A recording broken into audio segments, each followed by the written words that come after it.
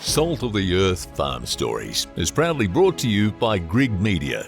From generations-old family farms to innovative sustainable practices, each episode offers a glimpse into the resilience, passion and dedication of Australian farmers and explores the profound connection between people and the land.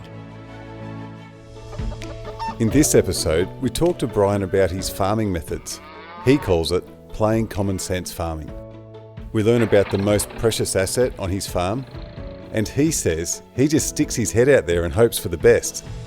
However, I think he has a much stronger connection to the country than meets the eye. Once again, it's a privilege and honour to chat with Bryan Ward. Today, we talk about the transformation of his property just north of Albury. Good afternoon, Bryan. Good afternoon, Darren. So, Bryan, once again, how much land are we on? 160 hectares. And what sort of country would you call this? Neglected hill country. Not neglected anymore by the look of it. What sort of soil type is it? Granite, mainly granite, decomposed granite. So you arrived here around 30 years ago after managing Womargama Station. You bought this property, is that right? Yes. And what year was that? Must have been the end of 93 and built the house in 94. And what attracted you to this parcel of land?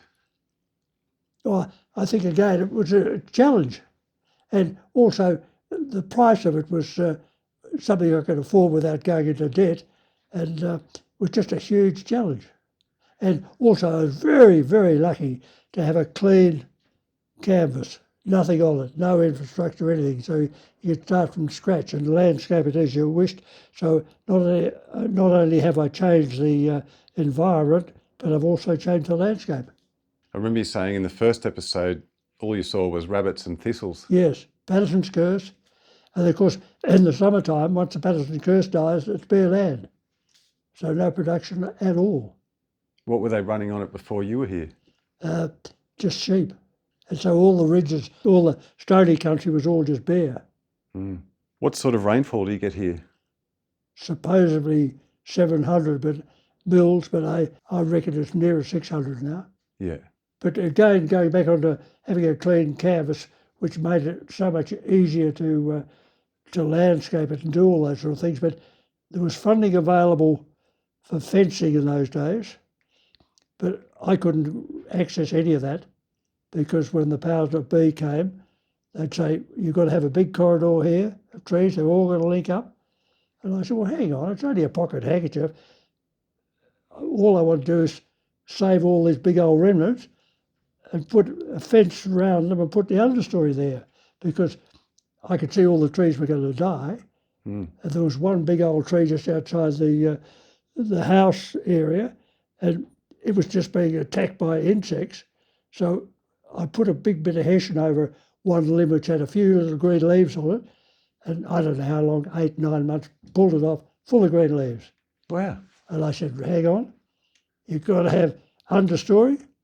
So the little birds, big trees, big birds, magpies, all those things. So you get the understory, little birds, they come and gobble up the insects, and the health of some of those big old remnants now, maybe 1 to 10, might have been 4 and 5, now they're up to 6 and 7. Fascinating. And so going back to when you got here, you started farming sheep? Yes.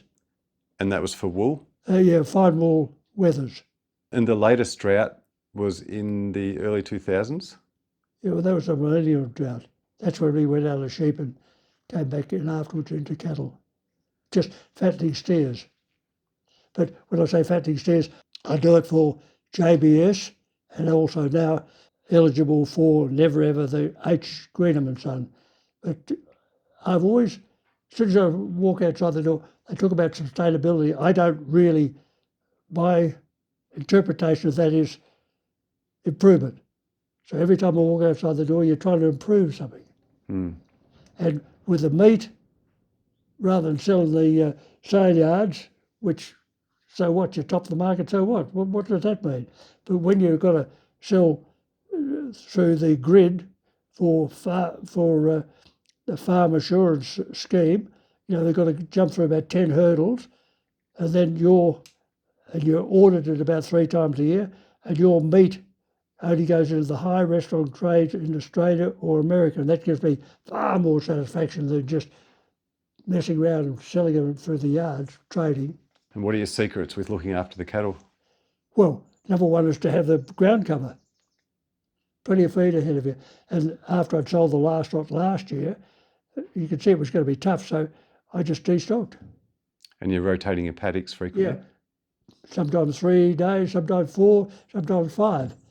So I've got 2 mobs on now my steers, and then some adjustment heifers in another area, and they've got about 5, 6 paddocks each, and we just rotate. As I say, it might be 3, 4 days. And if you're late, look out, they'll bend the gate, try to get through. Really? Yeah. So the theory there is to just take one bite out of that plant? We'll get it down to about 50 to 80 mils, and then spill it. And within 3 or 4 days, it's amazing the difference. Yeah. And I suppose you're not getting the ground impacted either as No. much.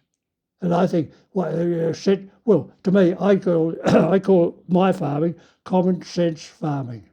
There's nothing regen, organic, all this. It's just plain common sense farming. So during the drought, did you fear erosion when the rain would come? Yeah, that's why I ripped. And what did you do?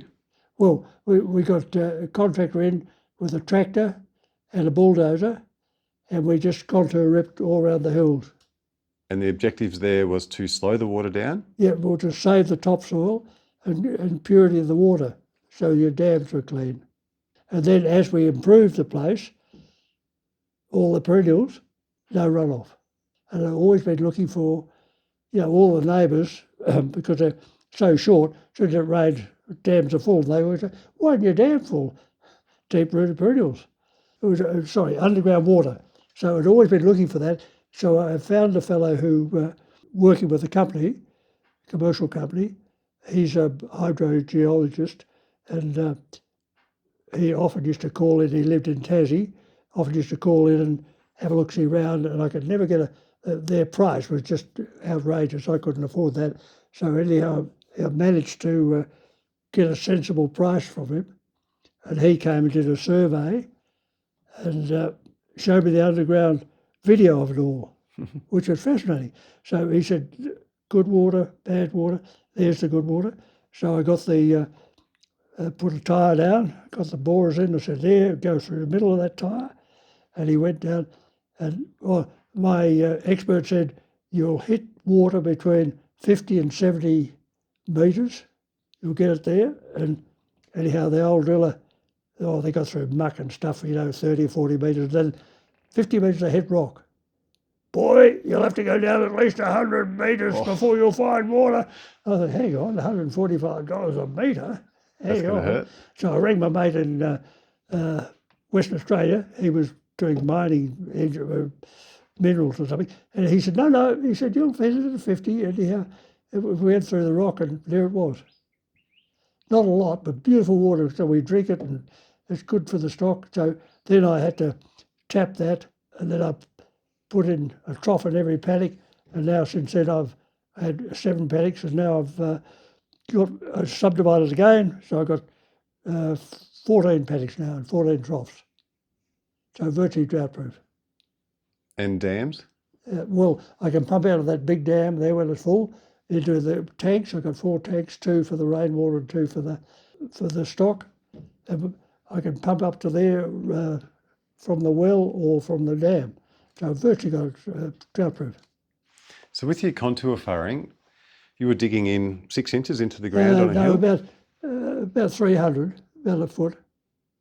And then one section with a big vibrating machine, we went down to over a metre.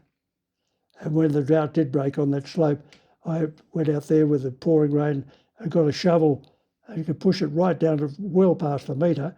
And you looked out in the paddock of the next door neighbour, and I reckon it'd be 50 to 80 metre sheet of water just running through the paddock. Extraordinary. So you did a lot of direct seeding? Yes, trees, direct seeding, and pasture. But again, it was very hard to get pasture established because all the rigs were so big, the boom was on one of the ground and up in the air on the other, so it was pretty hit and miss. And then the machinery, they're all far too big, and they all used to complain, and fair enough too, because it's only a pretty little farm. Anyhow, so I used to have to spell the place to let it reseed all the time. Anyhow, now it's really humming along. But I've still got 4 paddocks to sow down, so it's still plenty to do. What sort of pasture have you put in? Phalaris and clover. I used to use Coxford and rye. Rye doesn't persist, Coxford doesn't persist, but just clover and Phalaris. Phalaris is a wonder weed until they invent another one. It came into Australia 1918 or something from America as a weed. Yeah. And it's still classed as a weed. But it's a wonder weed. Yeah. Are you bringing extra feed in at all? Hay or lucerne? No, I don't do any fodder conservation. So I keep my costs right down. And 3 years ago when we did our sum, we could still produce a kilogram of beef for under $1. Right. So how many kilogram a day do you average? The best we've done in June, July is 2.6 kilograms per day. Wow. Well done. So you Well, again, I'm trying to achieve excellence. You're doing that, mate. So you wanted to soften the country and rehydrate it. Was that your main objective? Or just improve it. And now I've been used lime to start with to get the pH sort of 4.2, 4.3. We do a soil test every year. I think the lowest would be in some places 5.5, 6, some of them up to 7, whether it is or not. But the soil tests say that. And then super levels, phosphate levels are still high. So I've been using sea salt the last 3 years, autumn and spring. And I've got the roots now, I can show you a photograph, roots down to 300. Healthy. Yeah. So I reckon we'll hang on a bit longer than most people. And low or no chemical use? Very little. I used to spray for barley grass, etc. But now, after the subdivision, you put high stocking rates on. We've cleaned all the barley grass up. So the only chemicals I really use is for the odd bit of paddock up in the hills or St John's wort, all those sort of things. Yeah. Just spot spraying. And how are you putting the sea salt on? Just with a boomless jet. The fella comes along with a buggy and squirts it out everywhere. That must be a good feeling to be just spraying out organic fertiliser. Yeah, I've never really thought about it that way, but all I wanted to do is to improve the soil. Because your soil is your biggest asset on the land. People talk about their Ram, 80, 90,000, their tractor, $1 million and all the rest of it. So what? It's your soil. Everything comes from the soil. And that's your most precious asset on your farm. How does it feel to put a shovel in the soil at the moment? Oh, terrific. Great. Goes in a bit easier? Yeah, well, heavens, yes. So you started putting trees in early and they're self-seeding now? Yes. Well, I've still got more to do. And I've got Greening Australia, I think, might do a bit more for me. Birds on Farm, they're keen to chip in a few bob, which will be good because I've got it all fenced. So all they got to do is to pay for the seed and the direct seeding.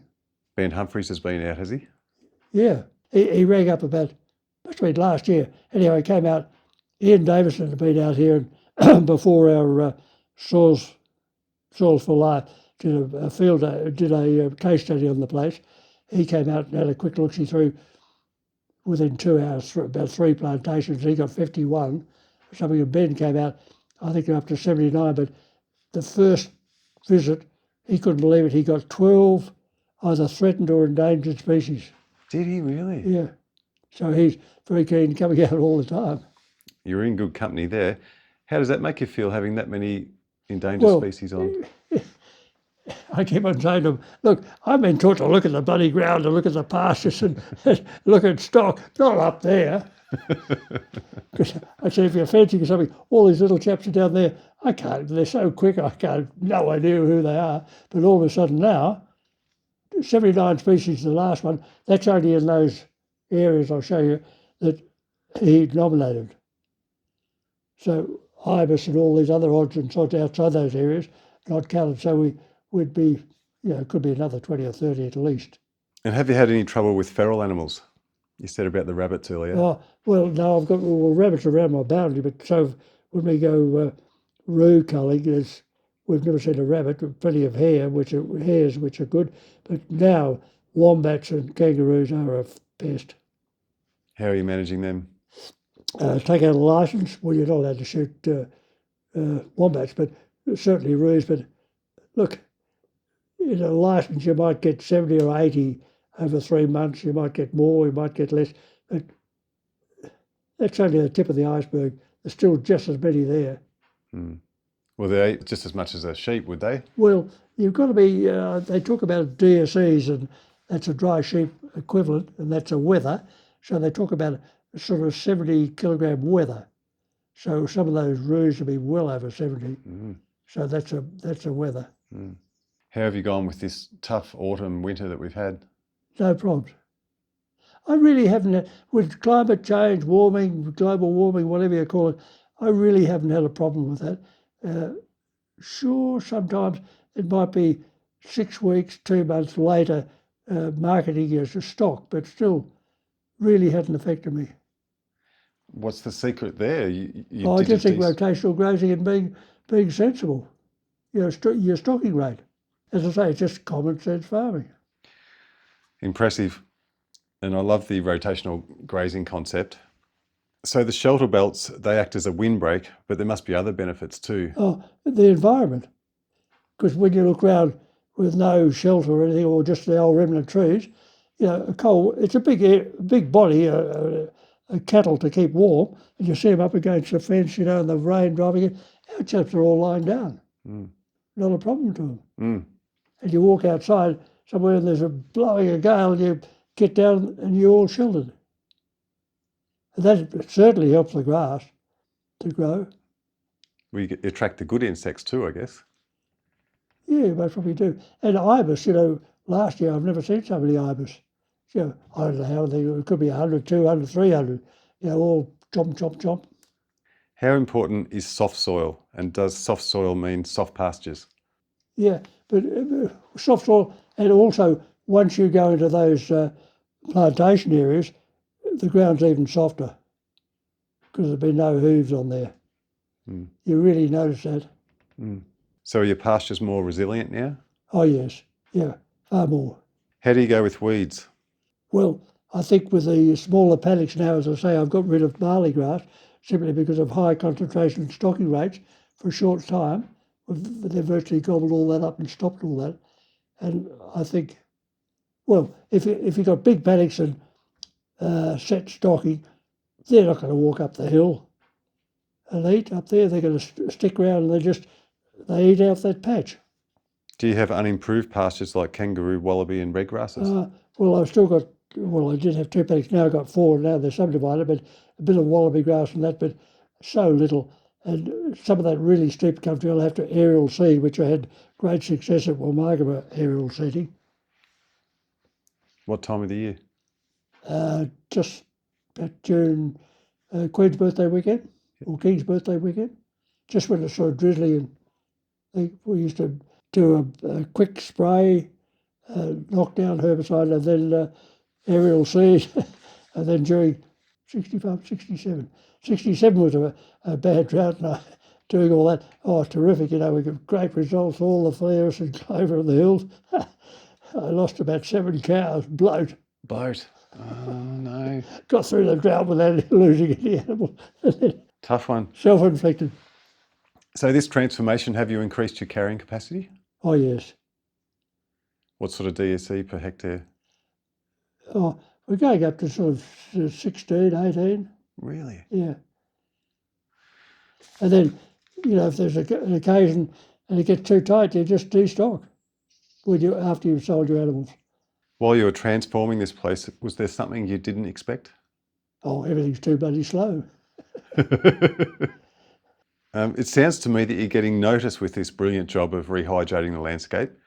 You have a few visitors from time to time come here and look at what you're doing. Well, Soils for Life did a case study on the place, and then they had a field day here. And then there's been a couple of other field days after all that contour ripping, etc. Oh, there've been a couple of others, looking at trees and odds and sods. Have you had a mentor? Not really. It's all, I just stick my head out and hope for the best. Common sense, as you say. Well, I'm a great believer in keep punching, keep punching. Well, is there a message you'd like to get across to other farmers? Keep punching, keep punching. There's no magic in it, just plain common sense farming. And keep your ground cover. Well, Bryan, when I rang you the other day to see if I could come out and record a podcast, you said, I'm not very interesting. You don't want to come and see me, but I've loved it. You were very interesting. I think you're wrong. It's been great talking to you, and you're making this country a better place, Bryan, and it's softer and rehydrated. So I really appreciate your time today. You're very kind, Darren. Put it here, mate. Well done. Thank you. Pleasure. Salt of the Earth Farm Stories is proudly brought to you by Grig Media.